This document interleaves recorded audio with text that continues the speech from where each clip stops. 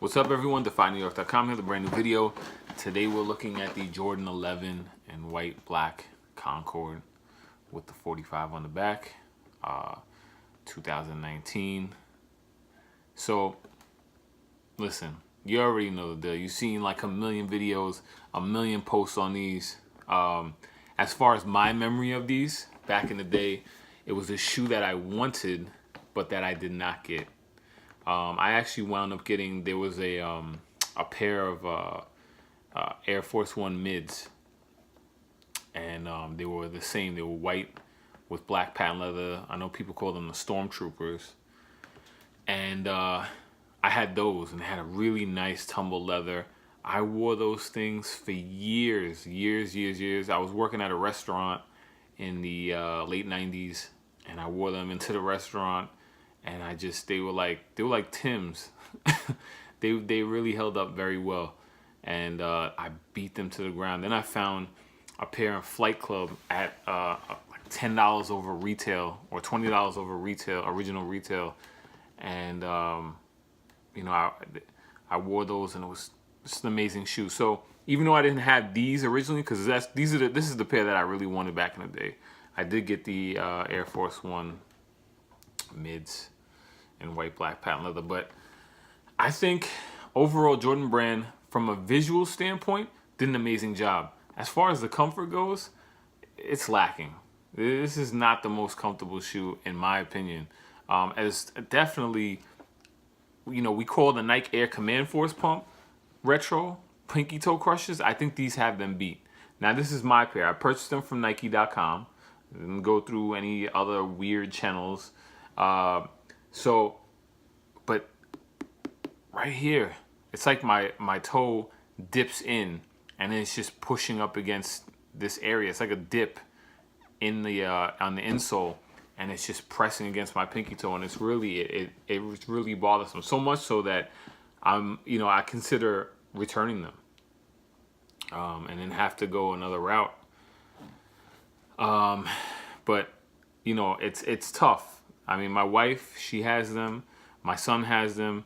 My wife says the same thing about the toe, about this area pressing against her toe. Not as much as mine, but it's there. So it's got to be somewhat of a common problem. I don't know if people are just ignoring it because it's the Jordan 11 and with the OG patent leather cut.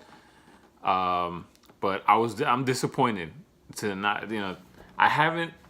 The last pair of 11s in white and black that I owned were from the DMP pack. And I mean, I purchased like, I don't remember, 3 or 4 pairs of those. And I got rid of all of them because they didn't fit good. The 2000 retro fit really good. It was a good retro. Was it perfect? No, it wasn't perfect, but it was a really good retro. As far as fit goes, I'd say that was the best fit for the retros.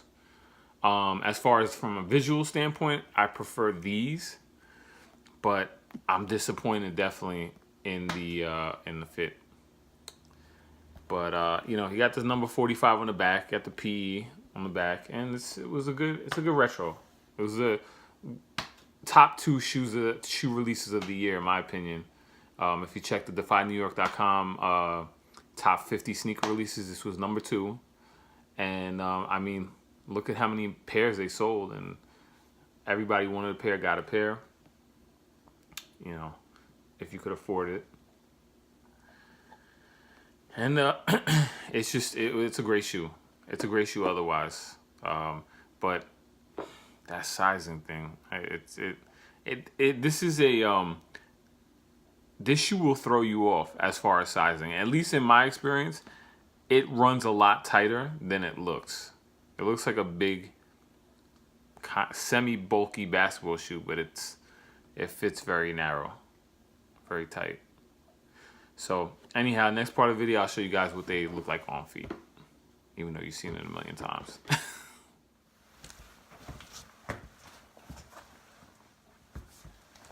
Yeah, man, these things are really killing my pinky toes. Like, it's not even fair to them.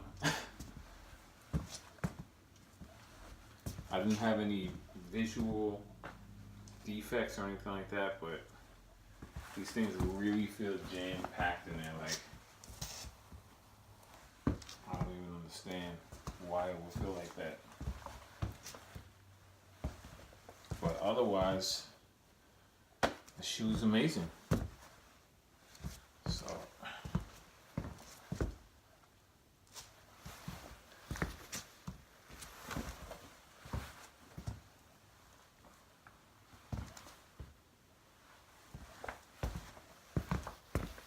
all right, you got to see them on my feet, even though you've seen them on everybody's feet. Doesn't matter. You saw them on my feet. And once again, I am disappointed with the sizing. I hope it's just my pair and nobody else has that problem. If you do, please. If you do or you don't, let me know. I would love to know if you have that same problem, because it is disappointing, and I'd love to hear from some of you guys. I know sometimes we get so hyped up that we're like, oh, it's not that bad, or, you know, some people don't even wear them enough to really know. I just took these shoes right out and started wearing them.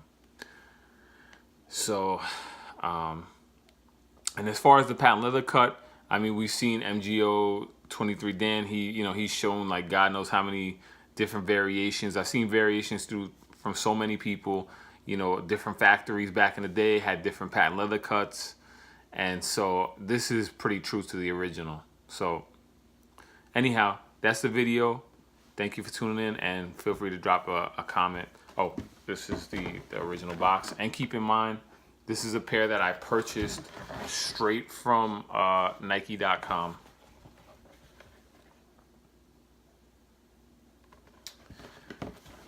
Show you guys inside the wrapping paper. And that's that. Thanks for tuning in, guys, and stay tuned for more videos.